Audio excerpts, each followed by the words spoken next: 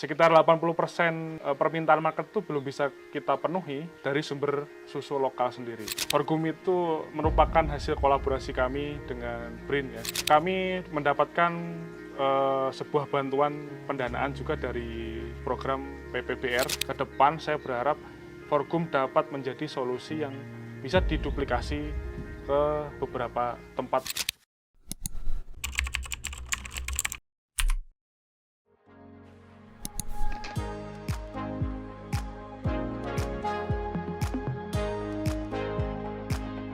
BRIN Talk Show, inspirasi riset dan inovasi.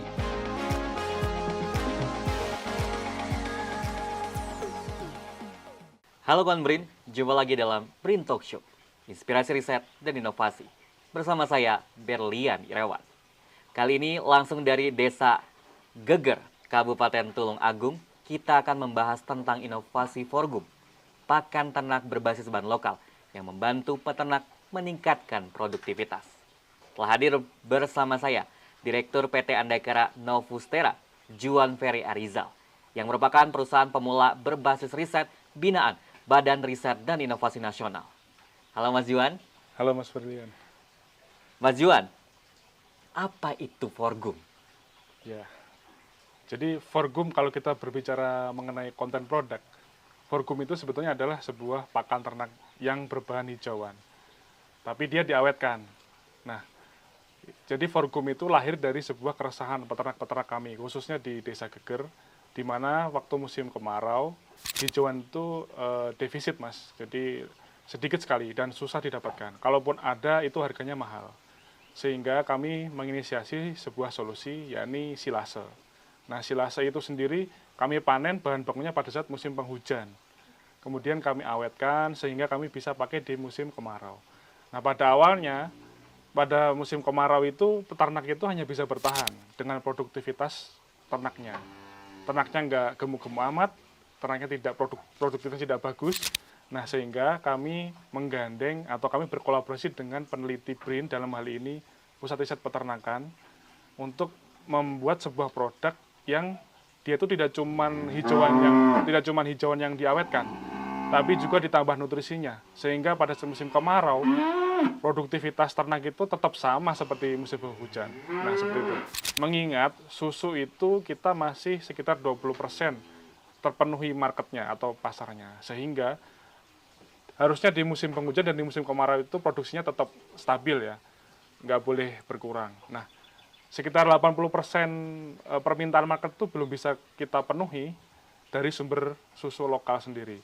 Nah, oleh sebab itu, sorghum dalam hal ini sangat mengambil peran penting untuk manajemen pakan hijauan, sehingga membuat ketahanan pangan kita, dalam hal ini susu, itu lebih baik lagi ke depannya. Mas Juan, bisa diceritakan bagaimana awal mula Mas Juan mengembangkan sorghum? Ya. Jadi sorghum itu awalnya berangkat dari keresahan masyarakat peternak ya di daerah kami, yang mana pas musim kemarau mereka kesulitan pakan. Beberapa peternak sebetulnya sudah mempraktekkan pembuatan silase, namun risikonya sangat besar. Kebanyakan dari mereka itu membuat silase, kegagalannya sampai 30% hingga 50%, sehingga mereka rugi bahan baku di situ. Ya, makanya kenapa banyak peternak itu sudah tahu sebetulnya silase itu dapat mengatasi kelangkaan pakan pada saat musim kemarau. Namun mereka tidak membuat silase karena risiko-risiko kerusakan tersebut. Nah, oleh sebab itu perusahaan kami mencoba mengakomodir risiko-risiko tersebut menjadi bermanifestasi menjadi sebuah produk sorghum silase itu. Nah, sehingga pada saat diimplementasikan ke masyarakat itu mereka tidak perlu untuk menanggung risiko-risiko kerusakan tersebut. Kabarnya Mas Juan melalui PT Andakara Novustera berkolaborasi dengan Badan Riset dan Inovasi Nasional membantu untuk mengoptimalkan kualitas dan efektivitas dari sorghum sendiri. Ya, betul. Nah, itu bagaimana? Ya, betul. Jadi sorghum itu merupakan hasil kolaborasi kami dengan BRIN ya. Terutama dari konten produknya sendiri, kami mendapatkan lisensi dari paten penelitian dari Prof. Ahmad Sofyan dan Dr. Hardy Julendra. Beliau berdua itu adalah peneliti utama dari sorghum itu sendiri.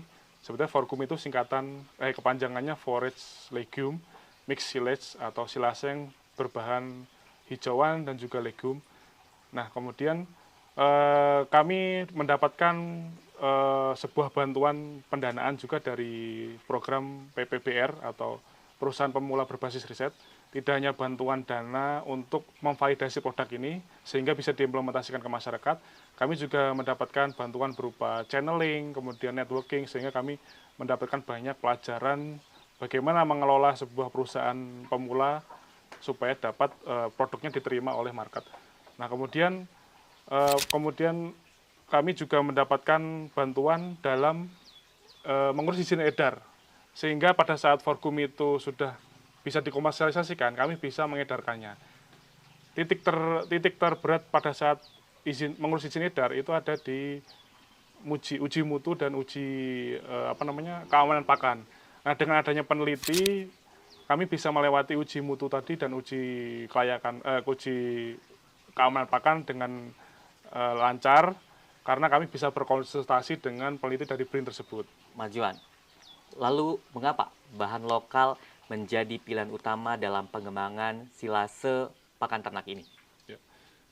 Bahan lokal itu kami pakai karena kami sangat menganggap bahan lokal itu adalah bahan yang sustainable atau berkelanjutan. Sehingga ketika kami memakai bahan lokal, HPP dari pembuatan Forgum ini lebih murah. Kemudian sebetulnya Forgum ini juga berdampak kepada petani-petani bahan bakunya juga. Sehingga kami pakai bahan lokal untuk diformulasikan menjadi pakan yang sesuai untuk ternak di daerah tersebut. Nah, kemudian untuk pengembangannya, bahan lokal itu bisa digunakan, sehingga bisa kita duplikasi ke daerah lain. Dengan bahan lokal di daerah yang lain tadi, masing-masing gitu. Apa dampak nyatanya dari Forgum terhadap peternak yang sudah menggunakan produk ini? Perusahaan kami membagi peternak itu menjadi dua ya, ada peternak kecil dan peternak besar. Peternak besar itu menganggap Forgum itu adalah sebuah solusi ketika mereka menghitung sebuah biaya produksi. Jadi setelah menggunakan Forgum, rasio benefit dan cost mereka saat beternak itu lebih baik daripada mereka menggunakan rumput segar biasa. Karena Forgum dinilai lebih mudah tercerna oleh ternak mereka dan produktivitasnya lebih bagus. Nah, kalau di peternak kecil yang umumnya memiliki sapi perah di bawah 5 ekor, itu mereka sangat terbantu dengan adanya silase dalam bentuk Forgum ini, karena pada umumnya mereka peternak kecil itu mereka memiliki profesi lain selain beternak. Nah, sehingga ketika mereka harus melakukan atau kegiatan yang lain selain beternak, mereka tuh waktunya habis, Mas. Jadi untuk ngarit dan sebagainya itu waktunya habis, sehingga lebih ke arah opportunity atau peluang yang bisa didapatkan ketika menggunakan silase. Karena ketika menggunakan silase mereka tidak perlu ngarit, jadi waktu ngaritnya nol. Sehingga manfaatnya adalah mereka bisa mengerjakan sesuatu yang lain tadi atau mencari penghasilan tambahan dari pekerjaan yang lain selain beternak gitu. Nah, Mas Juan, selama menjalani usaha, apakah ada kendala yang dialami oleh Mas Juan sendiri? Ya. Tentu saja kalau kita mau berkembang pasti ada hambatan atau tantangan. Terutama di Forgum. Forgum sendiri saat ini secara supply kami sudah lebih stabil daripada tahun-tahun sebelumnya. Karena kami bermitra dengan masyarakat petani juga. Nah, kendala yang paling besar saat ini adalah di distribusi. Mengingat Forgum itu adalah bahan pakan dengan harga yang relatif murah, sehingga ketika kami mendistribusikannya dengan jangkauannya lebih jauh, dia membutuhkan cost atau biaya distribusi yang lebih mahal, sehingga kebanyakan peternak itu tidak mau, dengan selisih beberapa rupiah saja mereka tidak mau mengambil Forgum. Sementara itu awareness atau bagaimana peternak itu mengenali Forgum itu masih sangat kecil. Banyak peternak tidak mempedulikan soal kandungan nutrisi untuk pakan ternak mereka. Sehingga oleh sebab itu kami mendekati peternak itu dengan cara menyelesaikan habit atau kebiasaan mereka.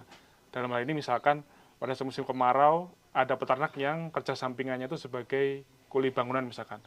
Nah, sementara pada musim kemarau, jarak untuk radius untuk mereka mencari pakan itu semakin jauh. Sehingga waktu yang dibutuhkan untuk ngarit itu semakin panjang. Padahal pada saat musim kemarau, kuli bangunan itu adalah pekerjaan yang sangat profitable, Mas. Sehingga rugi dong kalau misalkan mereka harus mencari rumput, meninggalkan pekerjaan yang sangat profitable pada saat musim kemarau. Nah, dari habit itulah kami masuk melalui Forgum ini. Sehingga mereka tetap bisa melanjutkan pekerjaannya sehari penuh, dan cukup membeli pakan yang sudah jadi dalam bentuk silase untuk ternak-ternak mereka. Seperti itu. Oke, seperti itu ya Mas Juan ya. Nah, Apa nih rencana jangka panjang yang Mas Juan lakukan untuk memperluas sorghum ke pasar yang lebih luas? Mungkin apakah ada inovasi yang sedang dilakukan? Ya, tentu saja inovasi itu akan selalu kita lakukan ya, seiring dengan permasalahan-permasalahan di konsumen, permasalahan-permasalahan di supply yang sangat dinamis sepanjang tahun, sangat dinamis sekali. Sehingga kita perlu melakukan inovasi-inovasi tersebut. Itulah pentingnya kami berkolaborasi dengan peneliti-peneliti dari Pusat Riset Peternakan BRIN. Nah, kami ingin mengembangkan sorghum ini supaya dia bisa menyelesaikan permasalahan-permasalahan peternakan, khususnya di kelangkaan pakan seperti yang kami alami di Desa Geger, Kabupaten Tulungagung di kampung kami ini. Saya meyakini bahwa di beberapa tempat lain atau daerah yang lain itu juga memiliki permasalahan kelangkaan pakan yang sama saat musim kemarau. Sehingga sorghum ke depan saya berharap sorghum dapat menjadi solusi yang bisa diduplikasi ke beberapa tempat yang mengalami permasalahan yang cukup sesuai, cukup sama tadi seperti di Desa Geger kelangkaan pakan. Kemudian juga kami berharap selanjutnya bisa scale up industri atau industrialisasi produksi sorghum ini untuk menyuplai daerah-daerah yang memang di situ tidak ada hijauan, tapi ada SDM atau ya SDM untuk mengelola peternakan di situ. Sehingga di daerah itu bisa mencukupi kebutuhan pangan mencukupi kebutuhan pangan penduduk daerah situ gitu. Nah, Mas Juan, adakah keinginan untuk melakukan ekspor ke luar negeri? Ya, tentunya kami sebetulnya sudah mendapatkan penawaran untuk ekspor sendiri, terutama ke negara-negara Timur Tengah. Namun yang pertama kami mesti perhatikan dulu bagaimana kebutuhan pakan sendiri untuk dalam negeri kita sendiri. Karena tujuan utama kami juga itu meningkatkan ketahanan pangan dalam negeri. Meski demikian, kami tetap ingin bagaimana bisa ekspor. Karena apa? Karena ketika ekspor itu banyak sekali yang terlibat, tenaga kerja, kemudian petani-petani juga menjadi diberdayakan. Nah, tentunya nggak mungkin kita bisa lakukan sendiri. Kami mencari kolaborator-kolaborator atau perusahaan-perusahaan pemula juga, berbasis riset juga bahkan, yang bisa berkolaborasi dengan kami, yang mau berkolaborasi dengan kami untuk mengeksekusi pasar ekspor tersebut.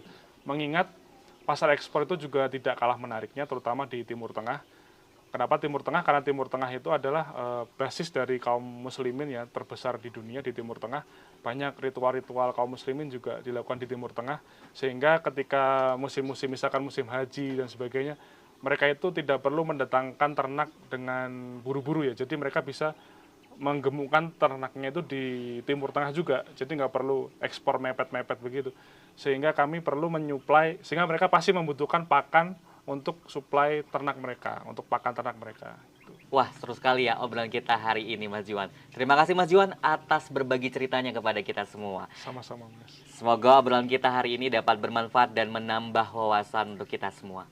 Inovasi sorghum mampu memberikan solusi bagi peternak dalam menghadapi tantangan ketersediaan pakan ternak sepanjang tahun. Dengan memanfaatkan bahan lokal, sorghum tidak hanya meningkatkan produktivitas peternak, tetapi juga memberikan dampak positif pada ekonomi lokal. Kolaborasi antara startup, Brida, dan BRIN menunjukkan betapa pentingnya riset dan inovasi untuk memajukan sektor pertanian dan juga peternakan. Terima kasih kawan BRIN atas kebersamaannya. Sampai jumpa di BRIN Talk Show episode berikutnya. Riset dan inovasi untuk Indonesia maju. BRIN TV, TV Riset Zaman Now.